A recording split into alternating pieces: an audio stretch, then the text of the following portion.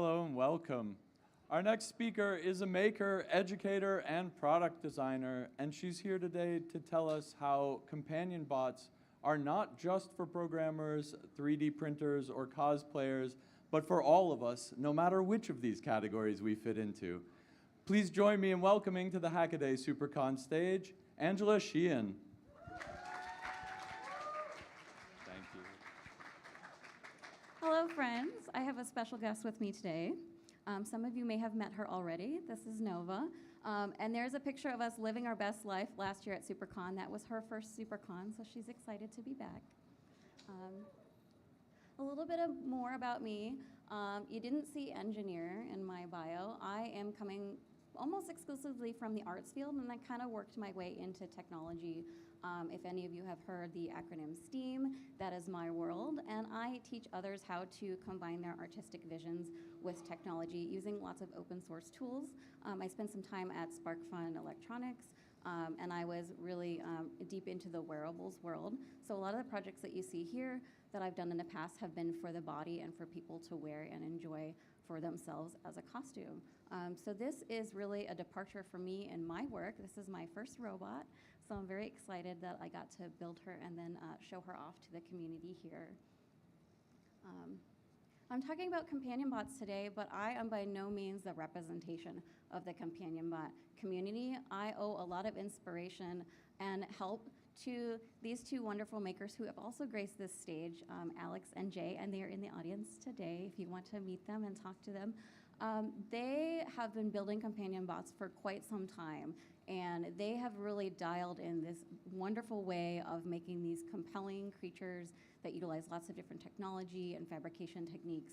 And they love to talk about these creations, and they love to iterate on these creations. So in conversations with them is where the idea for my robot came, and I really wanted to highlight their work as well.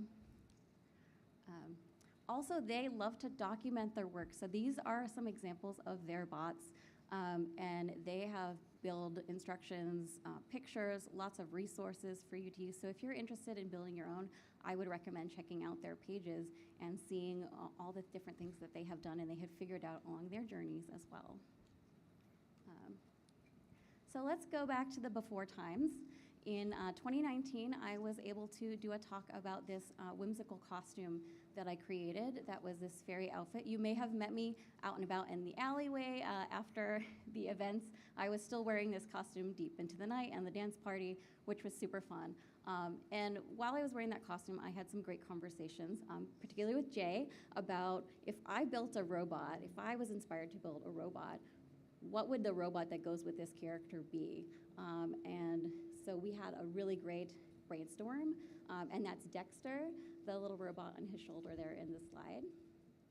If you don't know about this costume, if you weren't there in 2019, it is a color-stealing fairy costume, and it has an Adafruit color sensor from their wearables line. Sorry, not doing the microphone enough. And it acts kind of like a physical color dropper. And it picks up colors from around the environment, and it broadcasts them via radio to all the accessories that I'm wearing. So out of that project, I came to this framework with the wand and everything, and so it was really easy to think of another accessory that would go with this costume, and that became this little dragon here. So I do have the wand with me, and I have a backup wand in case it doesn't work. And we'll see if we can get a good color. That wasn't quite it. So we got this color. I would like to hand this around to you in the audience so that you can try it out too. In the spirit of live demos, I didn't hand the wand around to the audience for my talk, and people were changing my costume as I was describing how I built it, and that was super fun. So kind of back to this robot brainstorm. I spent a lot of time on Twitter when that was the place to be, and I started kind of brainstorming out loud on Twitter with my network on there, and this idea of a chameleon baby dragon came out of that conversation. And I wanted to kind of think about what's my deadline to build something. I know a lot of us have projects where it's kind of in the back of our mind forever, and we don't have the impulse to actually make it happen. So I thought about what's a good deadline for myself, and that's the SparkFun company party that happens every winter. why don't I build a bot for that party? And everybody there would enjoy that, and it would give me a really concrete timeline, maybe a little bit of an aggressive timeline to build something. So I started brainstorming on that. Since I really like costuming and fashion, I thought of the outfit first, and then the robot as the accessory to that outfit. And I have some Barbie for inspiration as well. So she became kind of this idea of like a scarf. It was in the winter, so I wanted something cozy and warm, and kind of iterated on that a little bit as well. And for all of my projects, I try to kind of stretch my skill set a little bit. Making stuff is boring when you keep making things that you know inside and out. Like, you really have to push yourself in some ways to get to the next level in your work. So I wanted to try and utilize the skill set that I had, but also push some part of that into something new. And so I had never actually used servos before. I don't really make a lot of things that are moving on the body. I do a lot of light up stuff, so this was a good opportunity to try that out. And I did a little inventory of my skills. Oh, my emojis aren't here. So there's a smiling emoji with the sewing machine, A+. And there's a neutral emoji with the 3D printing. So one of the things that I have noticed about the companion bots that I've seen out in the wild is they utilize such wonderful skills in 3D modeling and 3D printing, and I'm just not there with my work yet. I think if I had tried to build a completely 3D printed bot, I would have been disappointed with the result. So I really leaned into what I know, which is draping, which is fabric, which is sculpting, which is really more of these tactile arts. And then I wouldn't be setting myself up for failure, so it would be a fun journey. I do have some 3D printing in this bot, but it isn't the goal of the bot. So if you can't see her on the stage, she's kind of hidden away. Here is Nova all done. Actually did a lot of the prototyping and field testing for this bot in the library makerspace that I work at. And that was great to see people who don't know the inside and out of technology interact with the shape, and I could pinpoint the moment that she became alive to people, and people wanted to come in and visit her and pet her. And that was such a powerful moment. That happened as soon as I started putting a face on her. If you'd like to check out the full build, I do have a hackaday.io page with some details behind that. And now that you've kind of seen her completed, I would like to pass her around so you can get to know her. So I'm going to hand her off.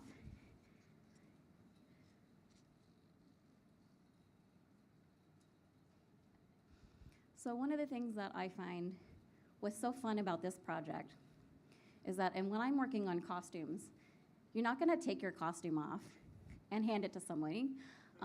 Maybe accessories, you could do that, but what's so fun about the companion bots is that I can just literally hand her to you and you can have this experience with the robot without needing me to be there. So I really love that about this project, and I would like to do more of that. So getting into the designing part, so this is where a lot of the 3D printing that's in this project came about. So that fairy costume that you saw earlier has these beautiful butterfly wings, and I lit them up, and they're wonderful. There was a lot of structural considerations when they were that large that I didn't have to deal with on a miniature scale, but I still wanted that same world and that same feeling. So if I went out as the fairy, I could have a little mini buddy that matched that universe that I had created. So what I did was I did some sketching, and I came up with this idea of what if these wings were PCBs, PCB-shaped butterfly wings. I did all the designing for that, got really into it, and then looked at how much it would cost to have those protos made and said, you know, maybe that's not it. Maybe I don't need the whole wing to be a PCB. Maybe that was just a fun experiment for me.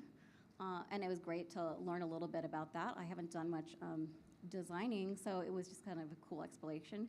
Really dialed that back a little bit, and you can see in this larger picture the final result, which is there's this little breakout board with these side-firing LEDs, and then this acrylic that you can edge light. And that gets the effect of a full illumination without having to populate that entire wing, and then have the expense and the soldering time for that. So the way that I kind of work through this, and if you've seen Sophie's talk on her design process, is very similar. We have similar minds. We design kind of flat in illustration, and we bring that into other softwares. So I work a lot with Adobe Illustrator, so I kind of design the shape of the wings and the feeling of the wings, and then I was able to export that into Eagle to do the PCB part of things, and then there's a nice integration with Eagle and Fusion 360 where you can actually pull your PCB as a model into Fusion 360 and design an enclosure around it. And that is really great for iteration. So if I changed my PCB at all, I could update that model in Fusion 360 and update my designs. And that's been really working great for me. So you can see in this slide a little bit is kind of the iteration of that, everything working together. I was even able to add the acrylic as a piece of my 3D model to kind of estimate how bulky these wings could be, how thin these wings could be, and really think through that all digitally before I did my prototypes. The thing that was really, really fun for me with this build was trying to get that face just right. So what's so great about companion bots when you see them out in the world is they have personality. They have a character, they have a story that's all conveyed without you having to narrate it. So it's just getting one look at it and you get it. And there are some bots in the audience today as well, and you'll get to meet them. And you can tell right away who they are and the goal. And maybe you can even match a bot to their maker. Like there's some elements of their style that goes into that. Mine is very much my style. If you don't know me, you can see this is kind of my style, this celestial thing. So when I was designing the face, I took some inspiration from How to Train Your Dragon, and I actually bought a stuffy to pull apart and maybe use that as the starting point for a dragon face. I did that for a little bit, and I didn't really like how it was turning out. It felt very squishy and like toy-like, and not really what I was going for. The fabrication on my fairy costume took years, so I really wanted it to match that level of detail. So I kind of shifted gears, and I went to a sculpting option. 3D sculpting was not in my wheelhouse, still really isn't. So I did hand sculpting with some clay, and I made a couple iterations of this face, trying to see like if it would reveal the personality to me just through this process of moving clay around. And I put it on Twitter, and I asked people, which one do you like better? Which one goes with my style, with my fairy costume? And we had a vote, and we ended up with her face. And it has a very bird-like aspect, which I really like, and that informed the movement later. So there's a lot of prototyping with this face. One thing I wanted to point out that I think is super successful about this, that has nothing to do with my making part, but my selecting my pieces for the project, is the eyes. So if you see her out in the audience, she has a blink to her eyes, and those are actually doll eyes from an Etsy shop that specializes in kind of these custom printed eyes. And when you backlight them and you turn it off, it tricks your brain just enough to think that there's a lid closing. And that has been really fun to kind of dial in to get the exact right blink pattern for you to just immediately believe it. And I'm doing that with other projects that are bots as well, and I think that's a really interesting style without having to get into screens. I could have put screens in there and done an animation, but it's just a really simple hack to do, is like find something that's really compelling and realistic and backlight it, and then trick your brain into that. And Jay had a really nice point in his talk last year about companion bots, about this illusion of life. And that has really inspired me, Jay, to think about like what are those elements that make it feel alive? And they don't have to be photorealism. They don't have to be this huge build quality. There's just little pieces of the psychology of it that you can dial into, and you can make something that feels very alive, and you're very good at that, Jay. So thank you for inspiring me. So let's get to the movement part. So this was new for me. And I really wanted this flapping wing effect. I could not do flapping wings on my giant fairy costume without some significant engineering and mechanical aspects. But they didn't need to flap because they kind of flopped around. They were flexible. They bounced when I walked, so that was good enough for me. So I thought a lot about this, and my first thought was I'll have 2 servos on there. I'll time them correctly. They'll flap. And in this building process, I found a nice little hack that I'd like to share with anyone who wants to do tiny flapping wings, which is put a little pincher gripper from a robotics platform on there and stick some wings on it. And it has that perfect little open and close movement, and it's very nice and easy. You don't have to do much with code. And really the dialing in there was how much is too much flapping and how much is not enough. So you can see in that animation I have there, I'm testing her out on my shoulder, and I'm trying to see, when is she gonna hit my face? When are her wings gonna collide? What are those settings? And I did that with a potentiometer on a breadboard just to kind of figure it out, and also on the body. Because if you're designing something for multiple people to wear, I had really short hair on the side, so I didn't have to worry about my hair tangling at the time. I have longer hair now, so it's like, does the code need to change to accommodate the hairstyle? So she could be dialed in even more if I find that it's a little bit too invasive with the flapping as well. There's one little picture on there too. I didn't talk too much about the head attachment. I just kind of 3D printed a little spot and attached a head. So if I wanted to swap out her head for another head, I could just pop it on there. And that was really nice and easy, especially if she broke. She has not broken. I'm so happy. So I almost spilled some coffee on her this afternoon. Some of you were there to witness that. But those pieces that I have not broken yet, so I'm really happy with that field testing that happened in the last 2 years. So let's get to the cuddly part of the talk. So I did a little pattern drafting in the early stages of this project. I had a dress that I wanted to wear. I wanted it to feel very glamorous, so I got this scarf idea. People have told me it's a very long, Furby feel, and I love that. I love it. That was not the intention, but it works. So it's a lot to custom drape your own robot. So I was looking for some commercial patterns that could help me as well. So I tried this simplicity pattern that was like a shoulder dragon, felt perfect, didn't feel right to me. So I kind of ditched that idea. And I happened upon this off-brand My Little Pony at the Dollar Tree when I was just doing my shopping and thought, this is perfect because I want her little paws to drape over my shoulder just right. And I just was not able to pattern that easily, so I had to do a little sewing, stick it on my shoulder, do a little sewing. And it's kind of hard to design for your own body, and I didn't have a dress form that really let me do that. So the little My Little Pony for $1 really worked out. I was able to pull it apart, take those pieces, kind of fashion a pattern for her paws, and they're just so perfect. And they nestle right in on your shoulder for anyone who's tried her on. It feels really nice and cozy.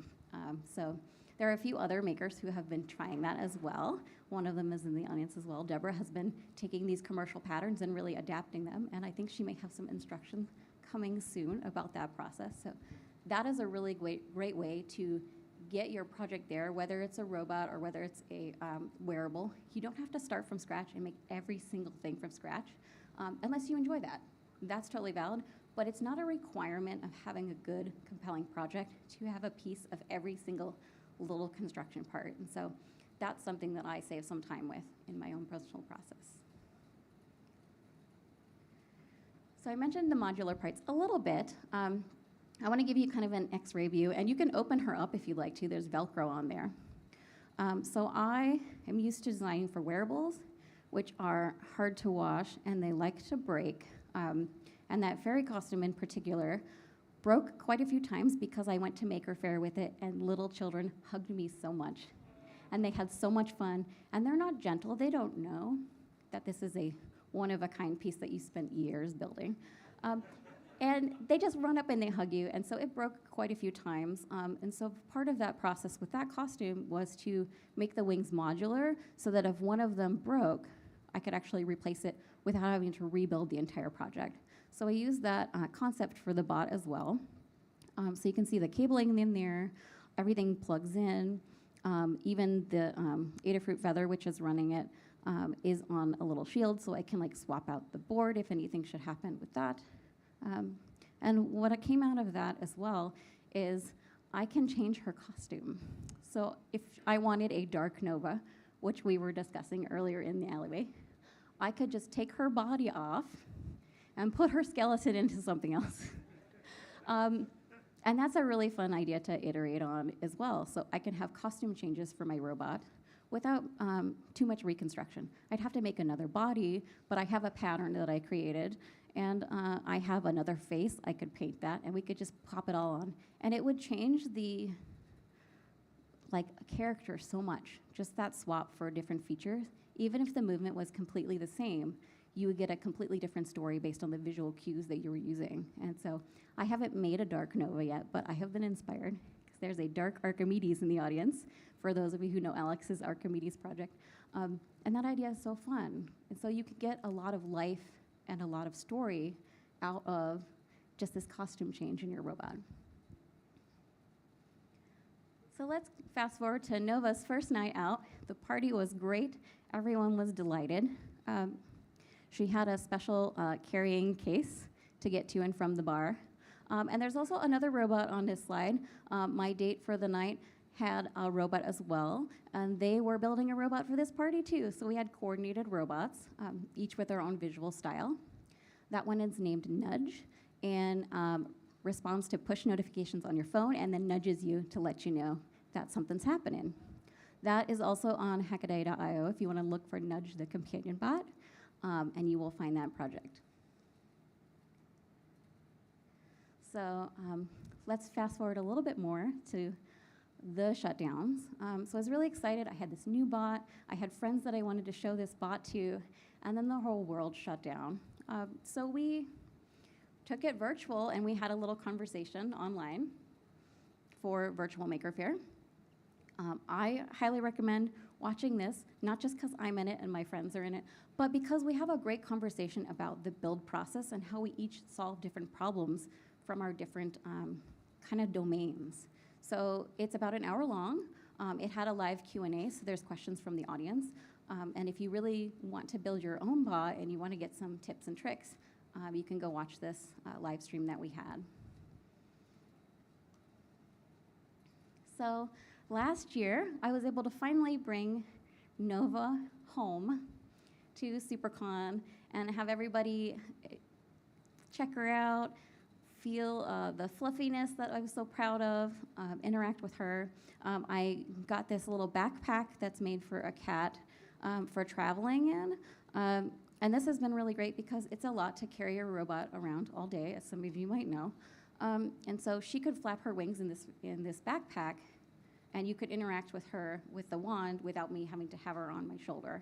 And so that was really fun. And there's another little bot, actually multiple bots in the slides, and I'll play a little video of some interactions, possibly. There it goes. So Nova got to meet some new friends. So that's Rocco the raccoon, and then Orbit. I knew that was gonna happen. That's all right, she can recover. All right, too much excitement for that.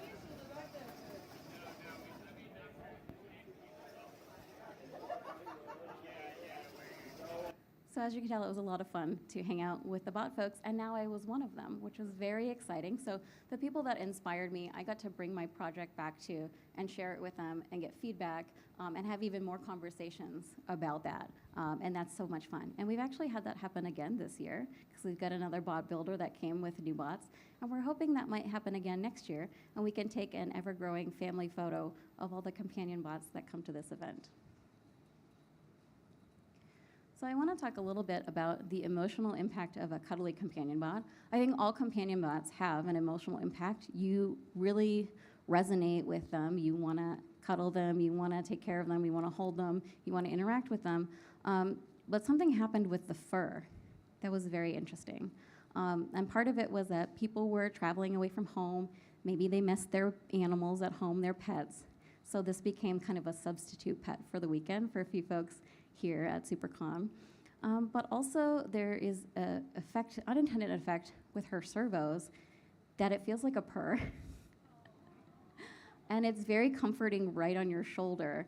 And I was thinking maybe I should try and insulate that a little bit so that you don't feel the vibrations, but actually people love it. And I'm gonna just leave it.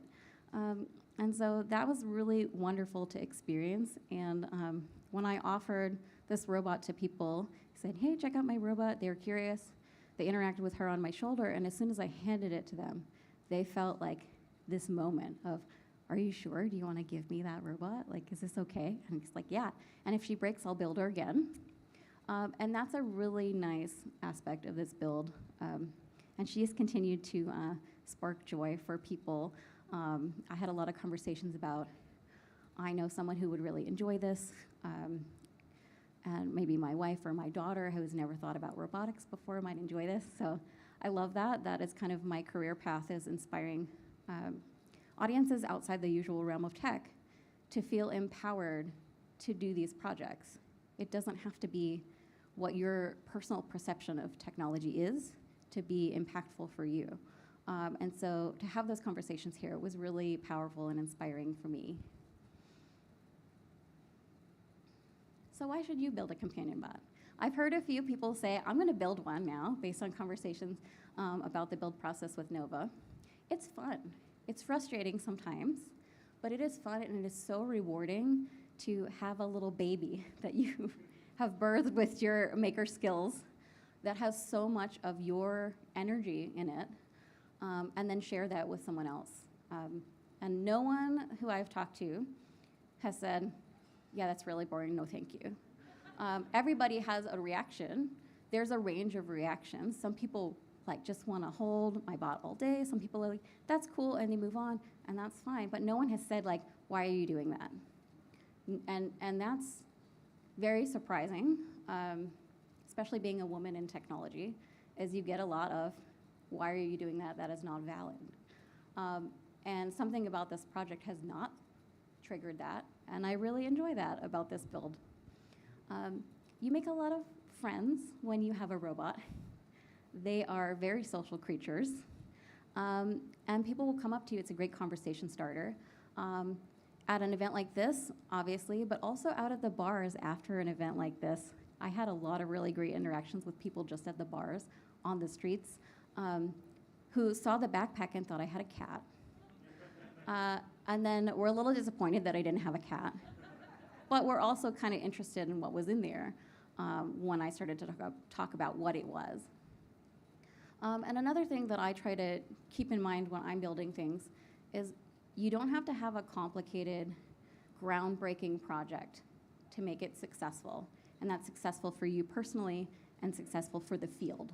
So I was a little disappointed when I started building Nova that I didn't have the wand working, didn't have the wireless part working. She only had a little touch sensor on her forehead that made her wings flap. But that was enough. That was enough for a joyful interaction for someone to have, and it became enough for me. And then in the time since, I have added some upgrades. I kind of reached my goal of getting her whole body lighting up, so she is truly a chameleon baby dragon, as declared on Twitter a few years ago. And I can continue to upgrade her with these modular parts. I can update her code. And it's just fun to experience that process. And I think a few of us who have now tried building these companion bots keep on iterating with these. And everyone's so happy to see them. How many years has Archimedes been out, Alex? So 5 years, Alex's project has been around. And people aren't like, why is that robot back here? They love this robot. It's always a pleasure to see these. They become like your additional friends at the conference. And I'm so happy to see, whether they're new robots or they're the previous robots, it's fun to interact with them again, because I don't get to. I don't have a lot of bot makers in my area, but maybe I will. I'm hoping to inspire more of that. So I wanted to show you a few, if you haven't seen them yet. Some of them are here. So Rocco the raccoon is not here this year, so you'll have to check out that build log on Hackster. We have, I think all 3 of these bots are here, Deborah, yeah, and a additional one, yes. So we've got some really soft, cuddly bots here if you want to hang out with Deborah and see those. And she's sitting up here. Hold a bot up. They're very adorable. They're so fun. And then this cat bot, which was in a previous slide, is actually a bot that you can build. There's a course on LinkedIn for building this bot as well, and that was such a joy to hold as well. There's a lot of resources out there. I mentioned them earlier. So there's a companion bots tag on Hackster. And there's also a nice little board that Alex created called the Companion Core. So it's a breakout board specifically for these kind of projects to kind of ease you into it if you're looking to create your own. I used a lot of open source resources when I did my robot. I'm using an Adafruit Feather, which is an open source board. Also a lot of their great libraries. I am not a software person. I find that my brain does not work with text. I'm a very tactile person. So having those resources so that I could kind of get my toes into the programming side without kind of having to reinvent the wheel is very powerful. So I encourage any of you who felt there was a barrier to creating these, because I'm not a software person, I don't know all these technologies, there are places that you can go to really start your journey. And I used to work for an open source company, so I'm all about it. And that was the thing, is we were making tools for people so that they could expand their skill set and so they could get things done for their vision faster. And I think that's really important, and I see a lot of that happening at this conference, obviously, but also out just in the world of makers. So I want to kind of take you to another part of my journey, which was I loved making this robot so much, and I'm an educator, so I wanted to teach other people how to make this robot. I worked on this in a library makerspace that I worked at the time. So we decided to make a camp to teach kids how to build these companion bots. We got a grant. We called it Build a Robot Friend. It was scheduled for March 2020. So that didn't happen. And since then, I have changed libraries and kind of brought this idea back, and I made it happen this summer. And I'm so glad that I kept thinking about this idea through all the shutdowns. And one of the things that's hard about robotics for kids in the library is that there's not always a high budget that you might have in an academic setting where you're using these tools as part of the school. This is a free workshop for kids. And it's also not a lot of time. We did about 2 hours a day with kids for 3 days. And so how do we get to the really fun part of the bot faster? It wasn't a programming course. It wasn't a soldering course. It was about the end result of the robots. So I worked with an engineering friend who also was a former Funyun, Mike Grusin, and we created this tiny little breakout board for the Circuit Playground, which is a really great platform for education. And they do have a breakout board for robotics called the Cricket. That is a really great board. It's just a little bit too far out of the budget for a library makerspace. So every little bit of hardware that you add into here is gonna make it a little bit harder. You may have less kids who can participate. So we kind of made a compromise with that and created this little board. And they got some experience putting it together by using these standoffs and screwing it together. So we didn't have to have any soldering involved. So that kind of lessened the instructional part of that. So Build a Robot Friend finally happened. Here's a couple examples of some of the things that we did. I built a mini Nova with the hardware that we had for the camp so that I wouldn't show this cute dragon robot and say, oh, that took me like 3 months as an adult. Good luck to you. So we had something with the hardware that we were going to do. So it's like a teenage Nova. Her name is Luna. Her name was crowdsourced. And we worked with tweens. So we have a lot of tweens at my library. And around that age is when kids are really into robots. When they see the electronics bench at our space, they want to build a robot. And so you get to say, what kind of robot? And they don't know yet. So we provided a container for that. How about if we build this companion bot? And so there's a great curriculum out there called Robot Petting Zoo by Hummingbird Robotics that we used for some inspiration. Again, it had a lot more hardware than we could do, but it's a great resource if you do have the hardware aspect, if you're in an educational field. It's kind of like a make-a-thon style where you create a zoo and then invite the public to interact with your creations. And I want to show the results of this camp because they're delightful. So we had 15 kids, and they all created very different robots. We gave them the hardware component, but also all the craft supplies that we had at the makerspace, and just let them loose on that. And a couple of them started out, I want to make a dragon just like your dragon. And then they evolved. They were able to start creating their own visual style once they got more confidence with the coding part. And the platform that we used was Microsoft MakeCode for anyone who is in the educational space. It's a block-based coding environment, and it's really great to just get something happening fast. And if you've done Scratch coding before, it's similar to that platform. So we were able to get things going really fast for the kids, and they could iterate faster, and so they weren't bogged down on trying to troubleshoot the whole time. They were able to build their bots as well.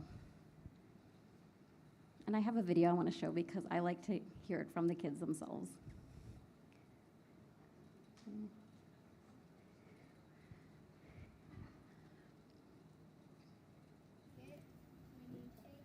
Well, I think we need a little more audio on that. You can push that button and it does that. You can shake it and it does that melody. So this is Jimmy the snail, and he moves practically forever when you shake him. I made it. I had the servo barely sticking through the bottom. Oh, cool. So, yeah. So this is my robot. Her name's Gwen, and if you give her a little second, she sings. There we go. There's the light. So you press button B, the wind moves, and when you press button A, it lights up. Can I? Yeah, try it out. Look at it. It's very fluffy. Sometimes it surprises you. Wait, so when you pet it, you actually end up pushing a button. Yeah. Isn't that a cool solution? Yeah, I like that. So we had 15 new friends after that workshop, and I'm so happy. And it was a very abbreviated instruction time. So usually you have one or two that just get stuck in the coding or get stuck in the crafting, and we were able to get everybody making something to share with the parents when they came and picked them up on the Friday, and it was so great. So I'm kind of at a point now where I built a bot. I taught some kids how to make bots. So what's next? And so I started to think about, I made some upgrades to Nova for this year's con, but what if I made another bot? And what if I built it mostly here? So I have another little bot in progress. I did not print it here, that was printed for me, but I had kind of the components with me in my suitcase, and I kind of hacked on it over the weekend. So now there's a baby. I don't know if you can see that from the audience. So this is a hatchling bot. It was a new design challenge to kind of shove her in this egg and fit everything in there. So I'm still working on that. But she has some elements of Nova, her mom bot. She has a touch sensor on her forehead and the same kind of eyes in just a different size. And then I integrated the color sensor from the wands into her tail. So now she can broadcast to Nova as well. So it's kind of a work in progress, but if you want to check it out after, I'll let you try it. And then also for this, there is a challenge with the power. So Nova actually has a battery pack in her tail, and it's really easy to get power to that, and it acts as a great counterbalance for having her on your shoulder. So I don't have a lot of space in this egg to do that, but I still wanted it to be handheld. So the little feathery nest under here is a compact light-up mirror with a phone charger built into it, which I didn't know was a product that existed until I was scraping the internet for a round battery pack. So I used that, and there's a little USB cable in the back, and that's kind of a great solution for now until I figure out getting some power inside that egg. And then the other thing that I'd like to keep on doing is working with the other companion bot makers. We've been talking a lot about how do we get more people to make these robots. And there have been some asks, is there a framework that people use? We all kind of have our own style. So there's some great conversations that are happening in the community of people who are trying these out about how can we get more people to make these robots. It's so fun. And we want more people to try it out. So there isn't really a how-to guide yet, other than the individual bots. I think there are some things coming, so stay tuned from some of the makers. But what if we just had a way to make a bot real quick with craft materials, and that's something that I am thinking about a lot. And from the lens of the library that I work at, how can we get more kids into electronics, into technology, into programming in a way that still feels accessible in our space? We don't have a lot of the kind of high-end tools that people have access to. And we're trying to think about that challenge is how can we get this spark of interest in this technology at a level that feels achievable and feels empowering. So I think a lot about that. And I'd love to talk to anyone who also thinks about that, and we can do some brainstorming. So I want to say some thank yous. Obviously, thank you to the companion bot makers who inspired me. You have been such great friends in this journey. And you're here, so I want to thank you in person. And on my slides, Mike Grusin, who collaborated on that board with me and also helped me test and run that camp. It was really a fun experience. And then Nick, who helped me with some programming. And yeah, all of you here who are listening to me talk for a long time about my first robot build. I didn't think that this would be something I would come up on stage and talk about. It's really fun to have conversations around the event, but this is really great to be able to share on a big screen so you can see all the parts and so that we can talk more about companion bots. And I hope that there are more companion bot talks next year from some of the other makers who are really excelling in this new little field that they've created. So thank you very much.